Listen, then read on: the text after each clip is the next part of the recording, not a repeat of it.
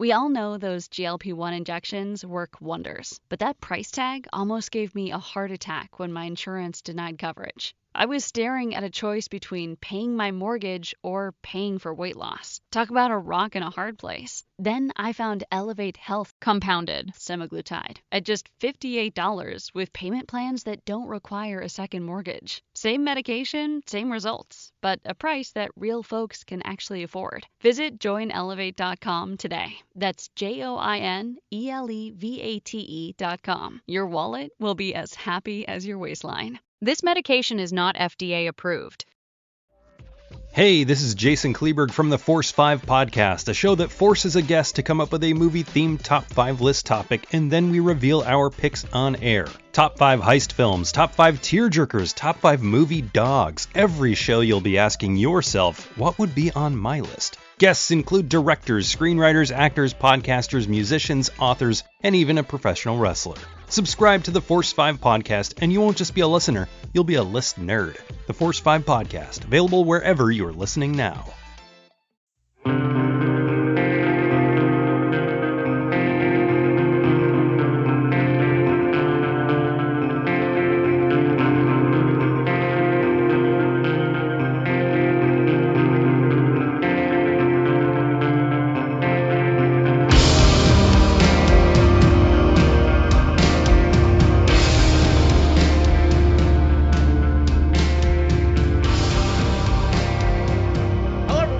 Kulturecast. I'm Chris Stachiw. And I'm Sean Liang. And we are joined by Eric from the metal band from LA, Wovoka, who we've partnered with, I guess, to provide the intro and outro music for the podcast. What's up?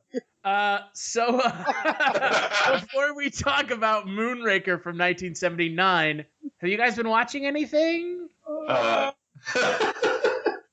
anything we want to talk about again? Oh, God. First off, I just want to apologize for that very California salutation that I just made. That was weird. It's okay, bro. California, bro. We're different here, whatever that advertisement is. Yeah, I don't even know what it is because I'm in California and we just live our lives like that. That's kind of true, yeah. I don't remember. That we have ads on TV? Yeah, there are ads about how California is a cool place. Oh wow! They're like, we totally don't have our head in the sky. We're totally not beach bums, and it's just them being sarcastic about the fact that they are. Oh well, I don't know. What's wrong with being a beach bum? What's wrong with having your nothing? We totally don't have any water to drink. Yeah, that's true. That's a little. As I go and take a 10-minute long shower and. Yeah. Flush after, every urination. Hey, but to be fair, you guys have El Nino right now, so it's fixing. Yeah, it rained twice. Well, in spite of being from California, have you guys been watching anything? See, now I'm trying to think of new things that I've been watching. I've still been watching really bad paranormal documentaries, man. No matter what. Those are the best because you can just marathon through 8 episodes. Oh, it's so true. And feel better about yourself. It's one of those few things where you can watch a ton of it and then you're like, well, at least I'm not that. Exactly. And even halfway through sometimes you get the thrill of dodging glances with shadows in the corner of your room, so. Oh my God, this guy's bag hit him in the face! It must be ghosts! It totally is ghosts. Oh, what? Oh, that was one I saw of those ghost hunters or whatever. It was a bag flew up and hit him in the face. I was like, yeah, totally. That's paranormal. Yeah. Yes, paranormal activities. What is the show with the guy who's just a total tool fucking douchebag? Ghost Adventures, the one on Travel Channel? Ghost Adventures, yeah. Where he looks like the stereotypical asshole who looks for ghosts. Yeah. He's just he's the guy who has he wears eyeliner and affliction t-shirts and shit. And he looks kind of like Chris Angel. A little bit just enough Chris Angel, but then also Jim douchebag. Oh, that's fun. Have you never seen it, Sean? Never heard. Hey, I'm so-and-so, and this is Ghost Adventures. God, does he have spiky hair and everything? Yes! He actually I'm very does. sure that he wears a puka shell necklace in some of the episodes. Oh, okay, I get it. I know this guy. Like, I know this dude. I know who he is. Oh my god, dude! We just opened up your whole world with this show. I can't wait, man. Like, I like the one that was on Sci-Fi with the guy who looked like he was the dude from Pawn Stars. The bald guy from Pawn Stars. Oh yeah, Ghost Hunters. Yeah, that one. That was the original one. Yeah, they were like the cool. Yeah. They were like the OGs. We should make our own show for like Spike or like Comedy Central and just call it Nocturnal Edition. Let's do it. It'll be mostly fart jokes. And like, oh my god, this ghost rubbed its boner up against me. Are you kidding? That's an instant hit. I know, right? Like people would fucking watch the shit out of that. Yeah, you know what? I was talking to somebody about this actually not too long ago. I was watching a similar show on Sci-Fi. I think it was called like, oh god, Destination something. Destination Truth. Yeah. Oh my god, with Josh Gates. Yeah, it's like the same shit. Only he tries to find like Bigfoot and stuff. And he never does. He never finds shit. And I love that show, by the way. I watch that all the time. I just wonder how this guy keeps getting like funding to not find stuff. Wait, like, true story. I'm about to drop you some real. Okay, so Josh Gates was producing another show called Stranded, and it was about like taking people to real haunted locations and then leaving there for a couple days. Sure. And me and my two friends were like, it was between us and this other group, and we had to. We talked to him on this, like, he interviewed us via Skype. And we were so close, man, to being on Stranded, and it was so close. It was so, like, it was like my dream always since I was a kid to have one of those cameras in my face so I could go through like a haunted house. And you could fake it the entire time like everyone else does. They loved it. By the way, I was like, they were ready for me to like scream all night. I couldn't wait. I was told. I bet they That's what I'm talking about. Screaming all night, huh? Jesus Christ, this got really interesting real fast. I'm proud of that. I mean, Josh Gates is all right looking, I guess. Like, if that's what you're into. Yeah, you know. I mean, yeah, there are worse guys that could I don't know. See, we're gonna take this in a different direction now. I think that'll. Have you been watching anything, Eric? I don't think we answered the question. Oh yeah. I watched that Making a. Have you ever wanted to dive deeper into the horror movies you love? Beyond the Blood is a horror podcast for fans who want more than just surface level screams. We do deep dives into the movies that shaped us, digging into director commentaries, behind the scenes stories, deleted scenes, and the special features that most people skip. Each episode is a love letter to the genre. We break down how these films were made, the creative risks that paid off or didn't, and the lasting impact they've had on the genre as a whole. From 70s slashers to modern nightmares, we celebrate the craft, chaos, and characters that keep us coming back. If you're the kind of fan who rewatches movies with the commentary on, or you simply grew up in the video store horror aisle, the Beyond the Blood podcast was made for you. New episodes every single week. Subscribe, and let's dig deep. Welcome to the Beyond the Blood podcast. Of a murderer documentary, and it was okay. My opinion on it is that I don't want to go to Wisconsin, and I never want to get arrested and go to court ever because I will lose. Don't ever go to Wisconsin. No, or Wisconsin. Never. I mean, don't get arrested ever, but don't go to Wisconsin ever. Yeah, also. And if you get arrested in Wisconsin, just fucking forget about it. You're done. Have a good day, sir. Oh my God. And if you're mentally challenged and you get arrested in Wisconsin, somehow you're going to have murdered someone. Yeah. That was the worst part of the show for me. I guess a little bit of spoilers if you haven't watched it. The nephew who gets arrested is blatantly not retarded, but he is a fucking idiot. Like, he's just real slow. And they just totally take advantage of it. Like, you can see it in the tapes when they're interviewing him. Like, either he's the greatest actor of our time, or he's just really dumb.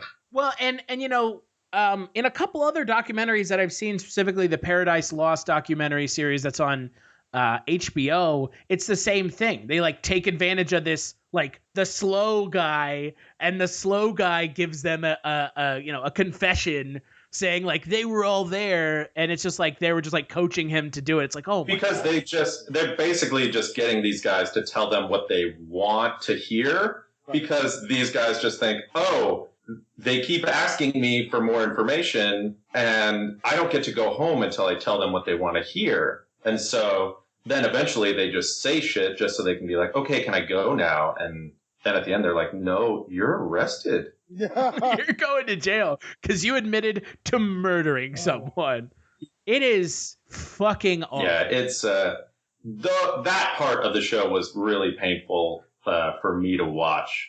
Just to, I don't know. I mean, yeah, all the other, sort of like shady bullshit, with the Wisconsin municipal court system aside, that part was rough. Yeah, the taking advantage of the mentally disabled or slow is just...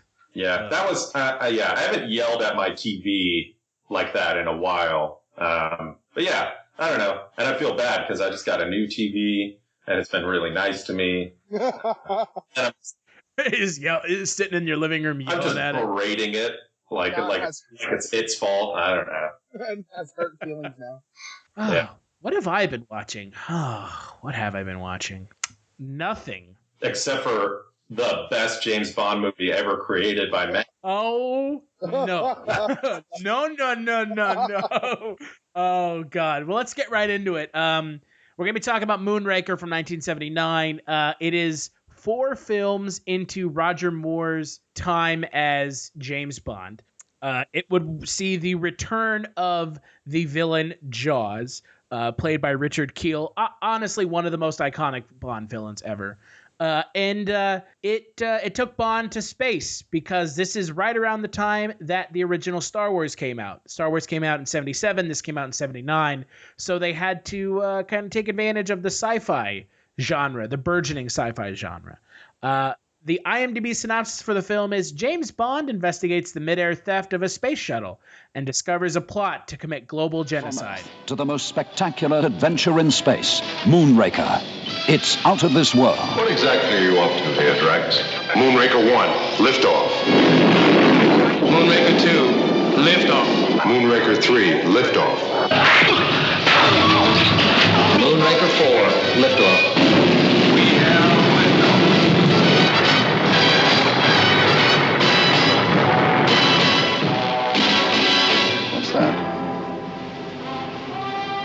entire city in space. Man, IMDb, that is so fucking like blasé with the plot of this movie. That's about as basic as you can get. Right? They could have just said James Bond goes after a villain. They could have said James Bond in space. Watch it, motherfucker. Yeah. So, Eric and Sean, I'm assuming neither one of you had seen this in a while. I've never seen this before. Okay. What are y'all's thoughts on the film? I love it. I think it's great. I think it's like last month when we did the So Bad They're Still Bad. This for me is like it's right on the cusp. It's so bad it's good. It's a piece of shit, but I love it. There are things about it that are done really super well and that look really cool. But I fell asleep, man. I fell asleep during it, and I'm so I don't know. Like there are things that I really like about it, but I can't. It's not my favorite so far, and I also have to say that Roger Moore's not my favorite Bond so far. You know what? As far as Roger Moore Bonds go, this is my favorite Roger Moore movie. Okay, fair. But yeah, I mean, pretty much almost anybody else but Roger Moore is better than Roger Moore at James Bond. Like, I'm willing to throw down the Pierce Brosnan is better than Roger Moore. Yeah. I don't understand why everybody hates Pierce Brosnan. I mean, I don't know. I feel like we're probably all the same age-ish, and we all kind of grew up with the James Bond of Pierce Brosnan. Yes. Yeah, I like him. Totally. the first Bond I know. But I have heard like multiple people tell me that their least favorite is Pierce Brosnan. I don't understand that. Yeah, neither do I. I mean, so we've got what? We've got Sean Connery, we've got Roger Moore, we've got Timothy Dalton for a minute. George Lazenby for one film. Oh, that was a bad one. That I didn't like George Lazenby. That was our Monday Kulturecast, and I think that Sean and I are in agreement that it was actually. Hello, filthy movie lovers. My name is Gentry Austin. And I'm Casey Scott. And we're the hosts of the Sin Syndicate, film podcast for something weirdos, anti-criterion bros, and Joseph Sarno aficionados. Join us semi-weekly as we peer into the adults-only theaters and sticky-floored cinemas of the golden age of sexploitation, when the morals were loose, the laws were murky, and the intercourse was all simulated. Find us now on the Someone's Favorite Productions podcast network.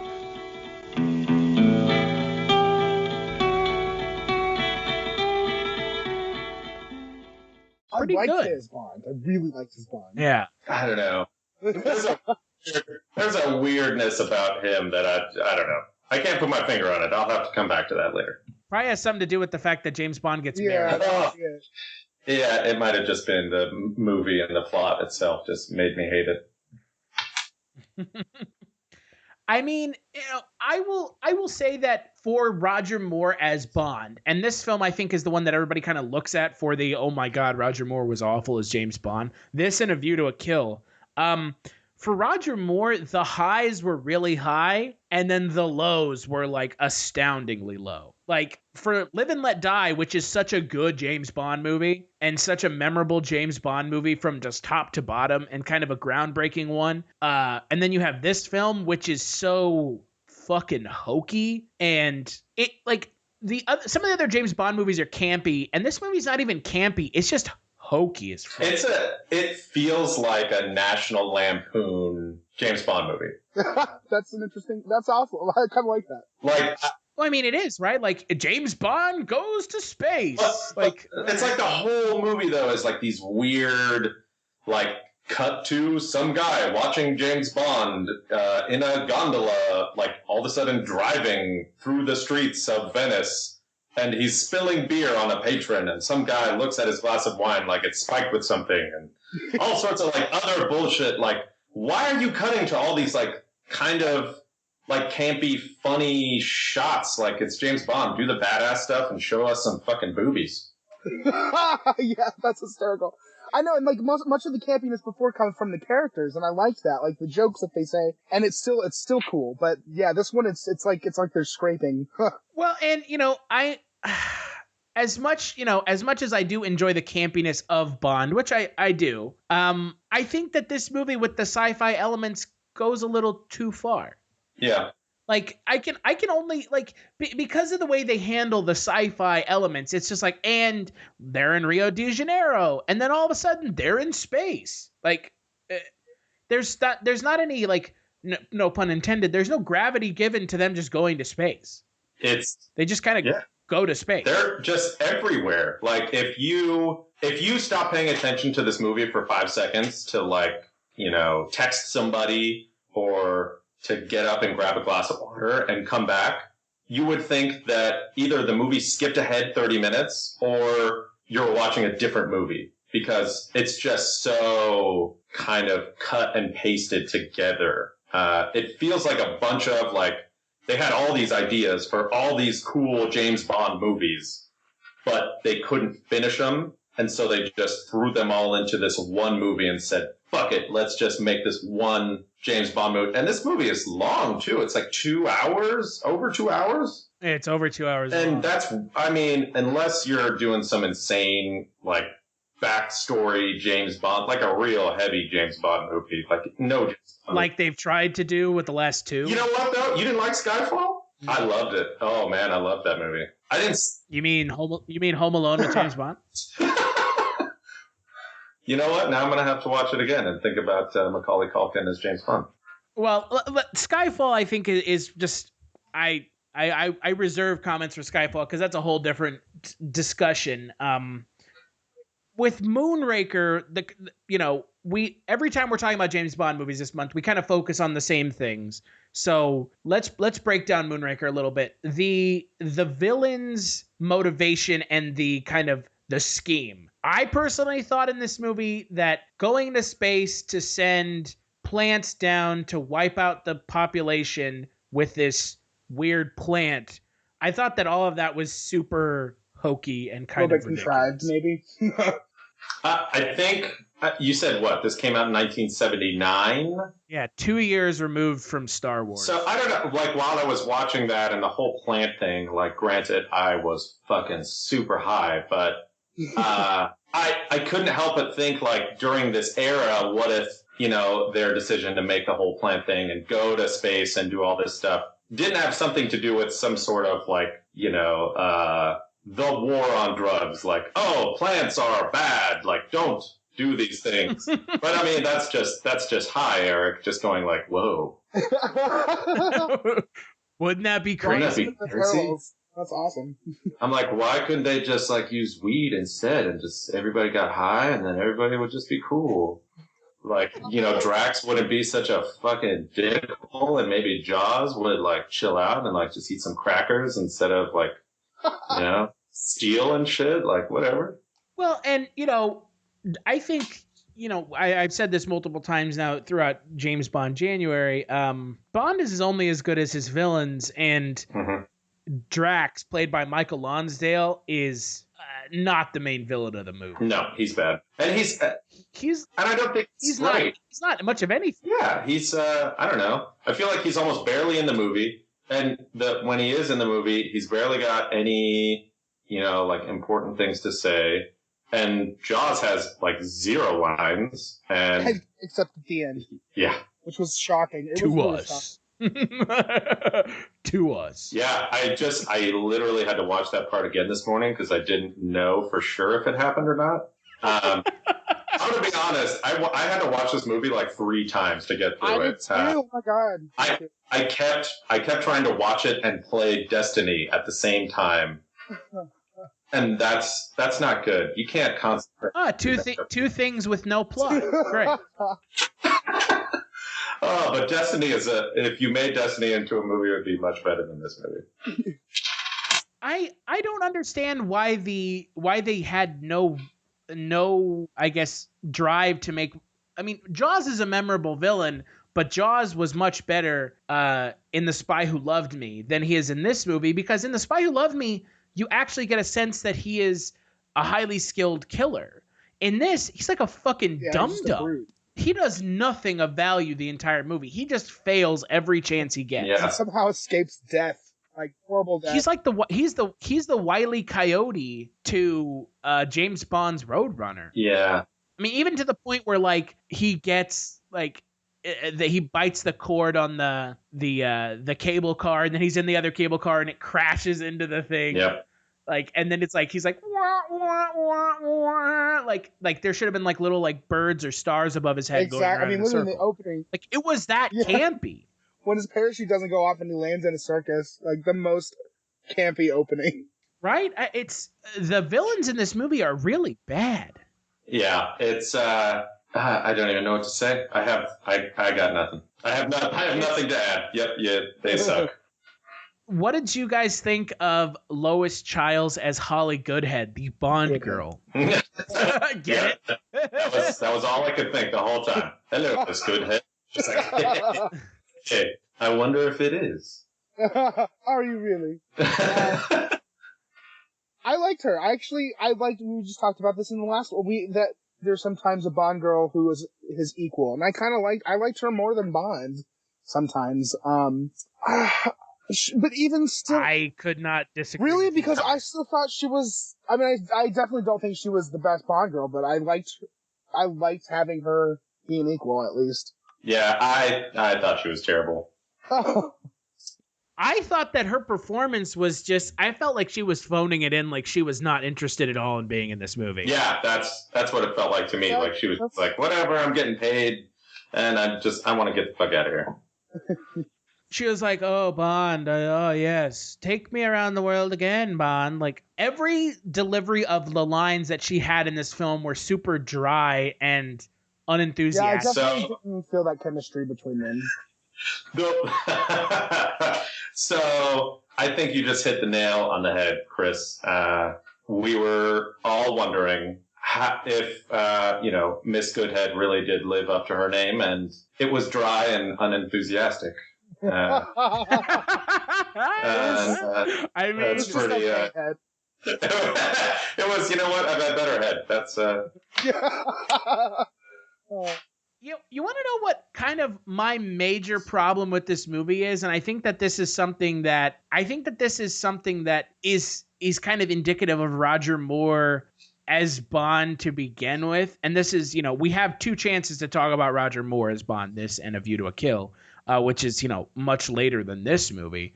Sean Connery took over the role of Bond in 1962, and at the time he was 32. Roger Moore comes into James Bond at the age of 46. That, to me, there's a problem with that. Yeah, Roger, the whole time I was watching this movie, Roger Moore just reminds me of my dad.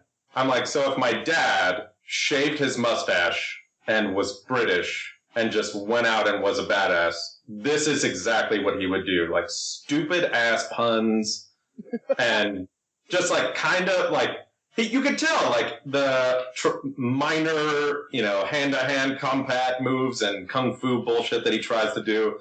You can tell he's, like, old and trying not to hurt himself.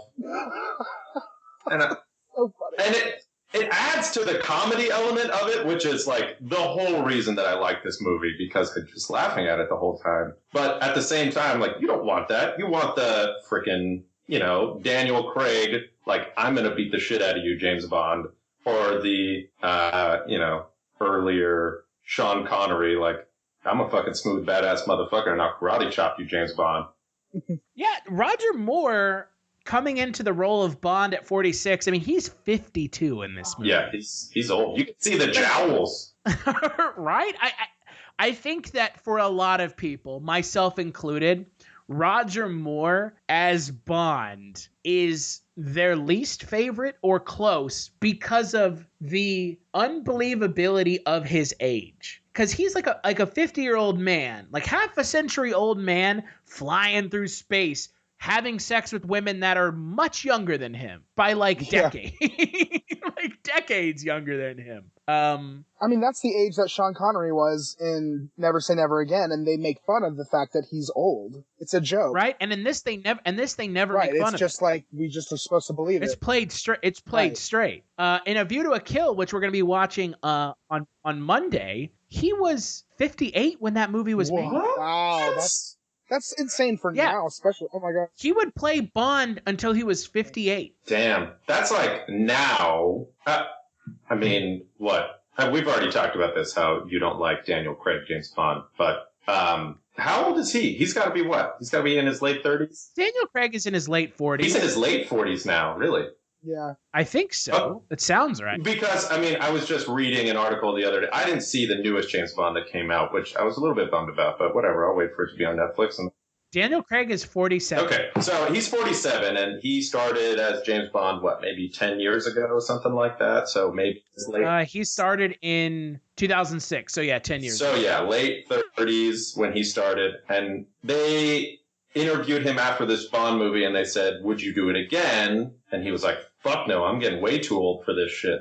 And the fact that Roger Moore was doing this at 58. Yeah, wow. I mean, of course, like probably way less physically demanding and stuff, but holy shit. No, you shouldn't.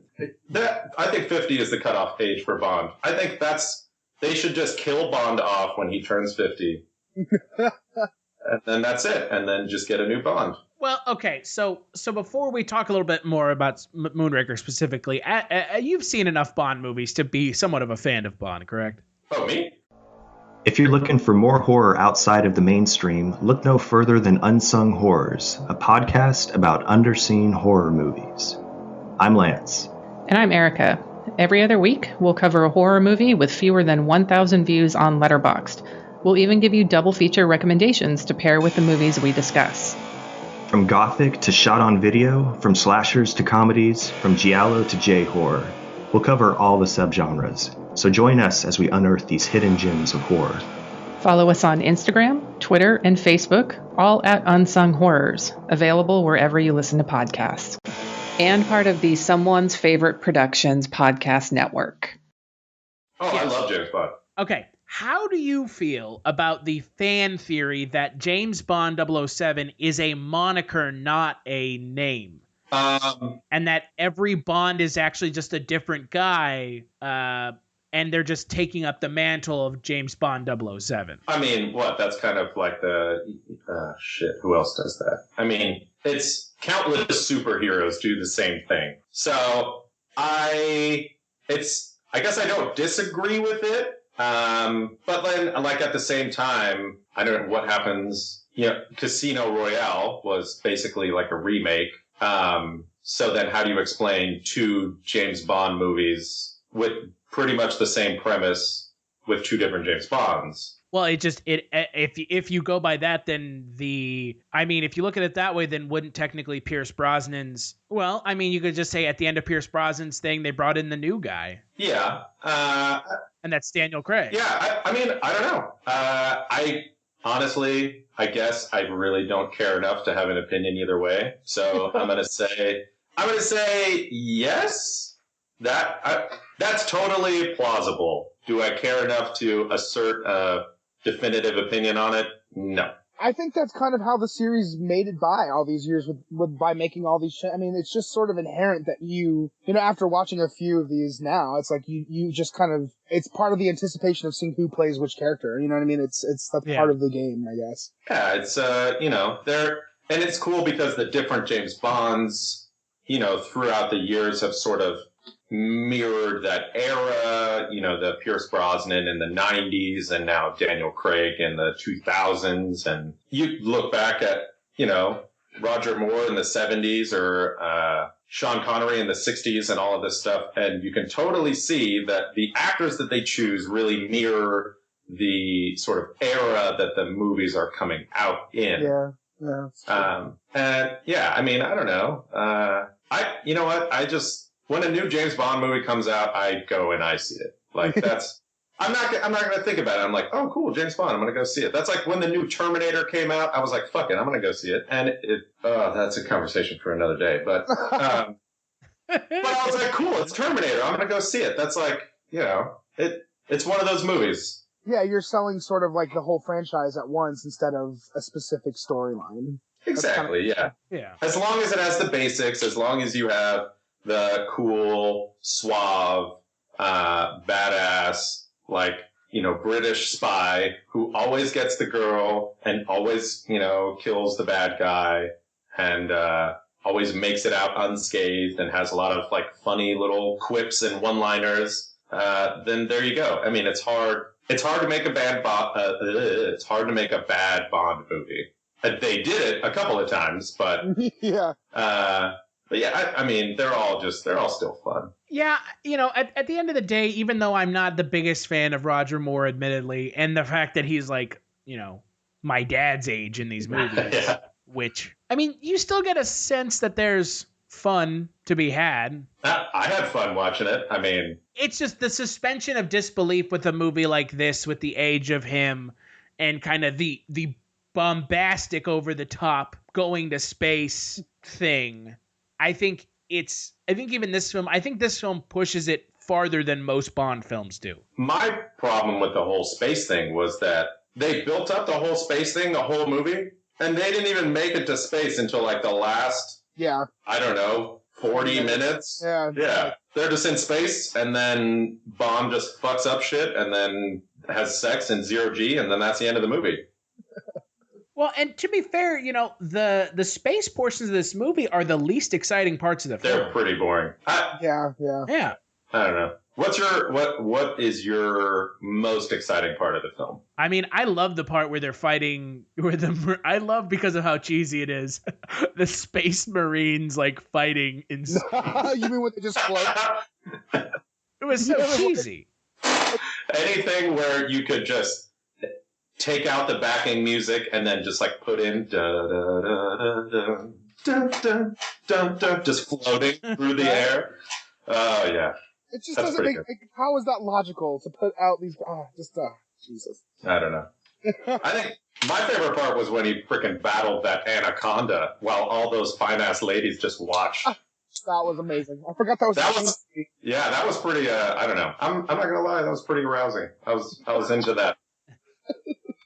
James Bond battling his own anaconda. Yeah, it's there was some definite like sexual undertones in that with all those ladies just like, yeah, James Bond.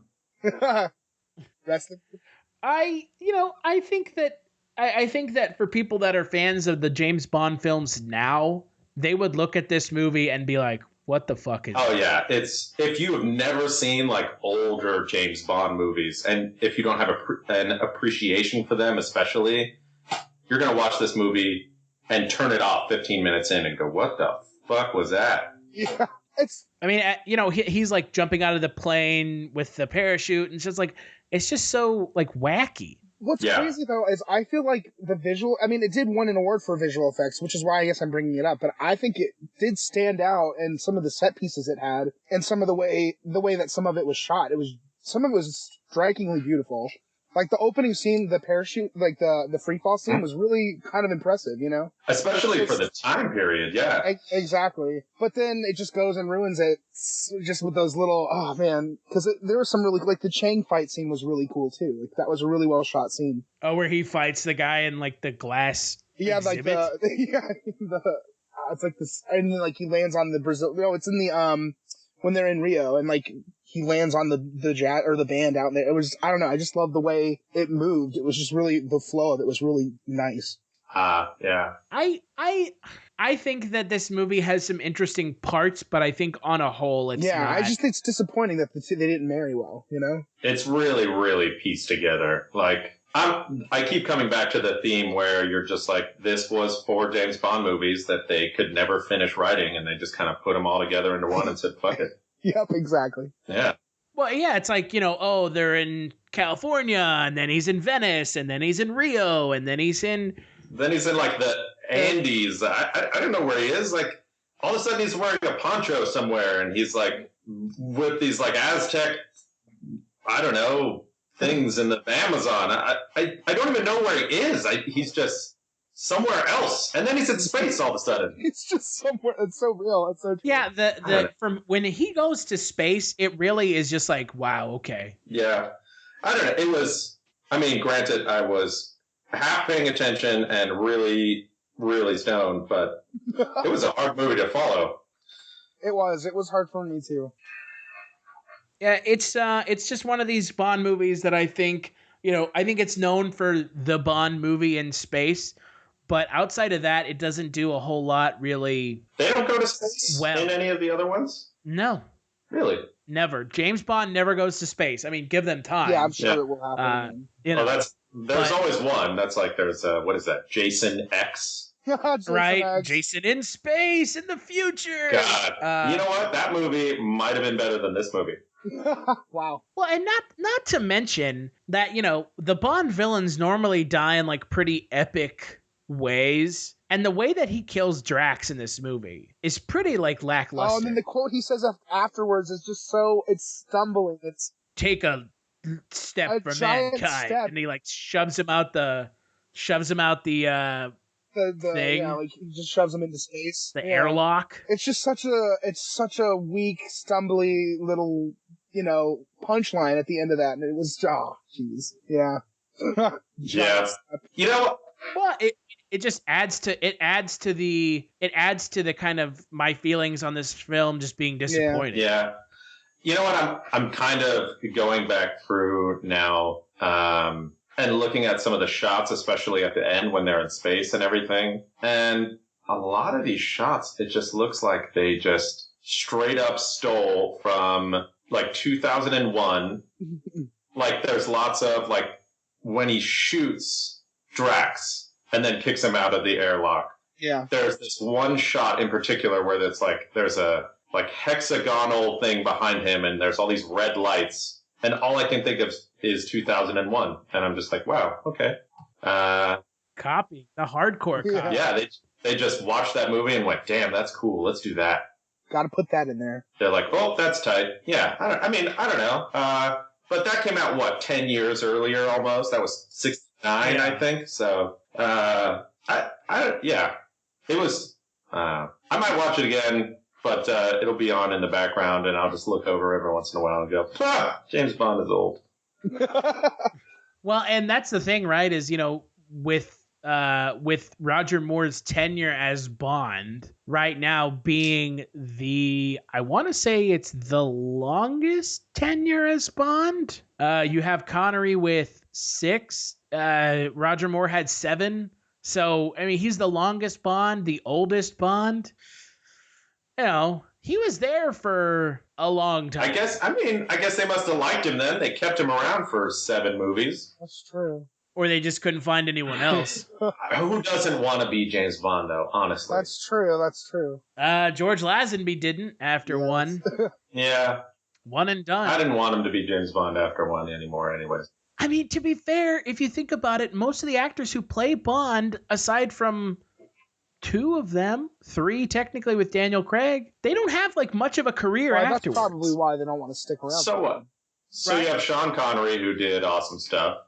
Timothy Dalton has done a bunch of really cool shit. And Daniel Craig. And I guess Daniel Craig, yeah. And Pierce Brosnan. Every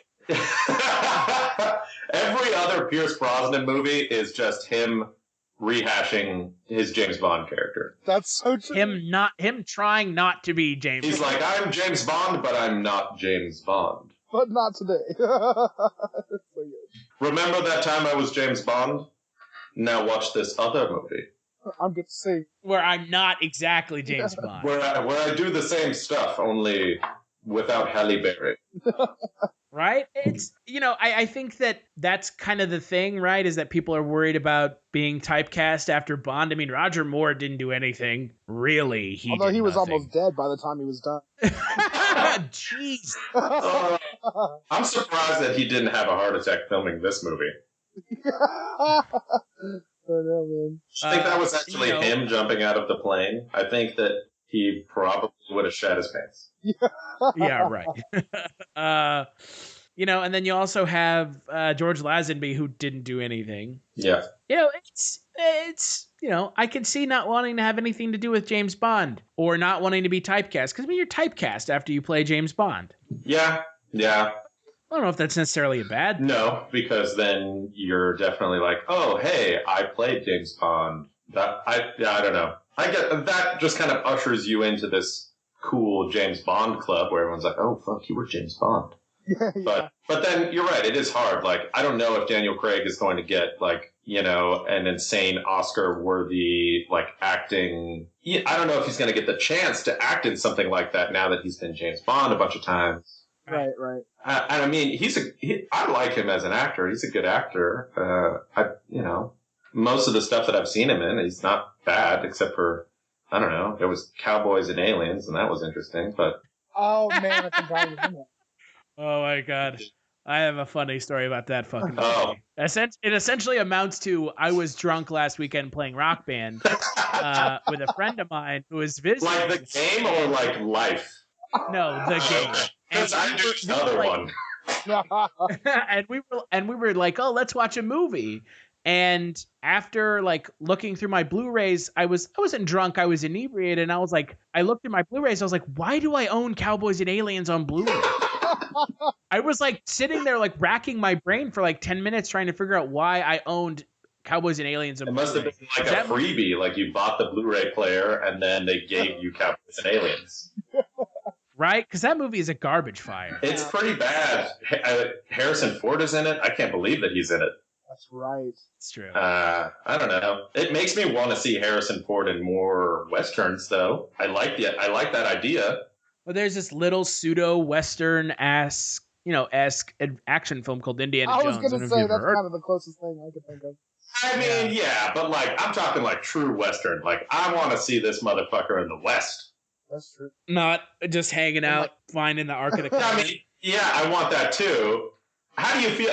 I think I read something recently that said that they're in talks to do another Indiana Jones. Oh, I mean, I guess that tells me how you feel about that. Well, let me put it this way: you've seen Indiana Jones 4. I think me and one other person are the only people I know who actually like that movie. Everything that doesn't have Shia LaBeouf in it is okay. You know what? The aliens fucked it up for everybody, and I didn't mind the aliens at all. Shia LaBeouf sucks, but I don't know. I can get over that. I can forgive that because Harrison Ford's a badass.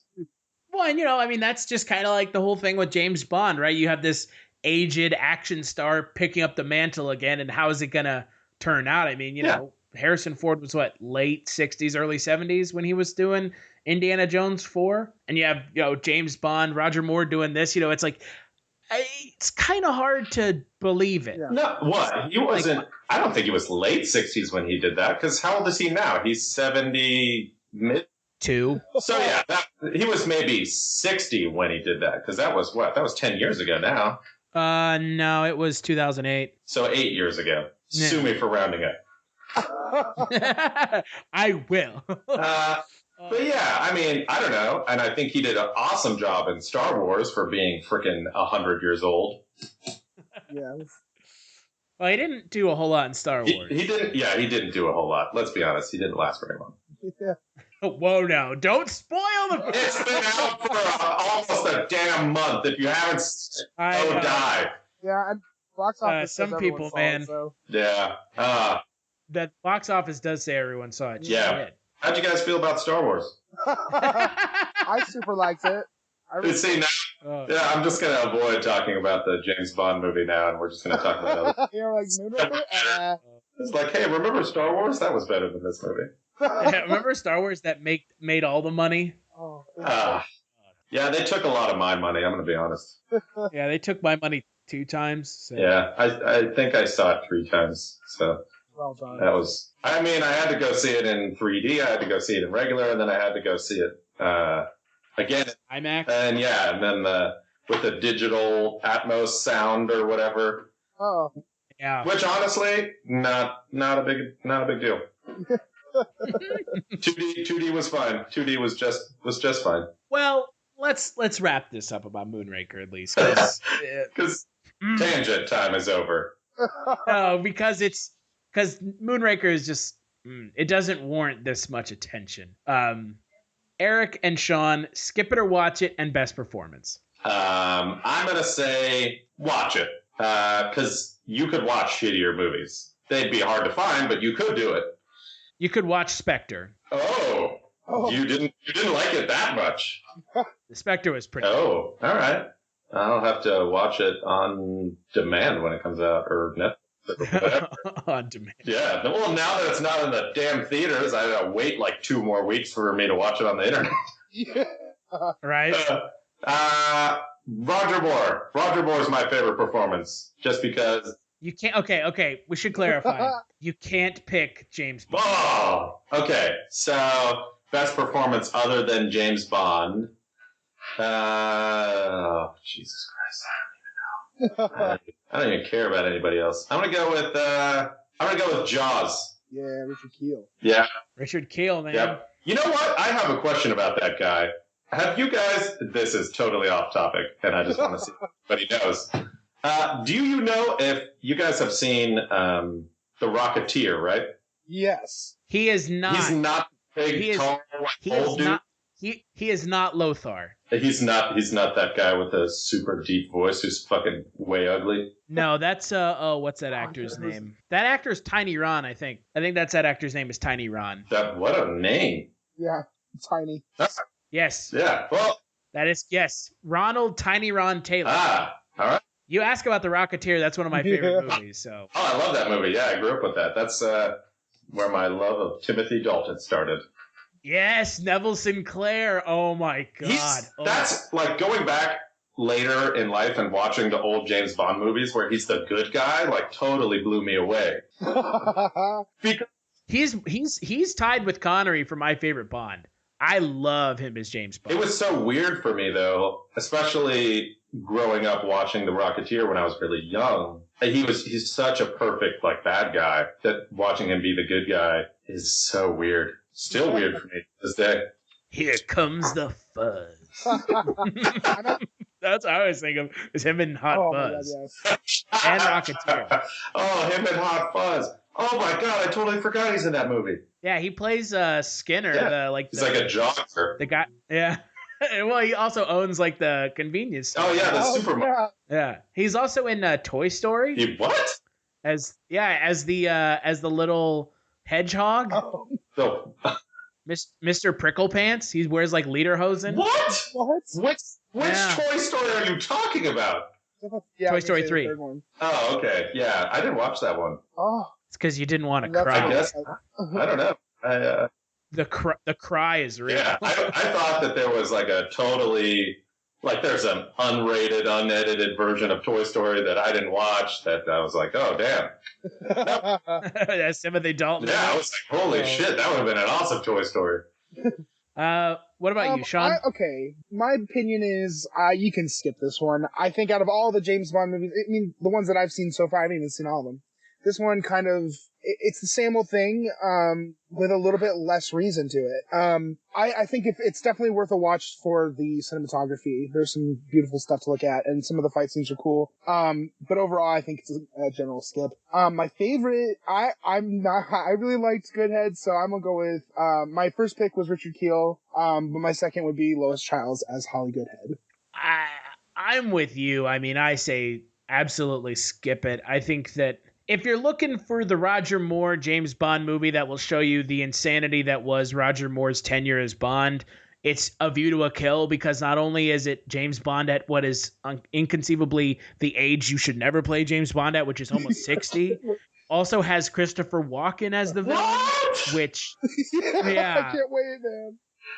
So it's fucking nuts. Everybody always forgets that Walken played opposite Bond. Oh my God. It's insane. It is over the top. It has Duran Duran doing the theme song. It is like 80s. It is like everything you'd want from an 80s James Bond film. And best performance is Richard Kiel. I mean, as much as he's just kind of like a bumbling dum-dum in this film, which is totally what his character is the entire time he's in this. He's cool. I mean, Richard Kiel, and Richard Kiel was awesome. When I was a kid, he was at a comic book convention and I met him, and he was like a super nice guy. I mean, he was also in Happy Gilmore, has some of the best lines in Happy Gilmore. Oh, good. You can count. And you can count on me waiting for you in the parking lot. He's just like, everybody knows him from Happy Gilmore, but I mean, man, he, cool actor. Did some cool stuff he did with Bond. So yeah, and he finds love at the end. Exactly. That's a nice change of heart at the end, which I'm always a sucker for. Right. Yep. Here's to us. Exactly. Oh Lord. Oh, they could have done without that. I'll say that much. They could have done without a lot of this movie. Oh. Well, that's true. Before I talk about next Monday's Kulturecast, Eric, is there anything you want to plug?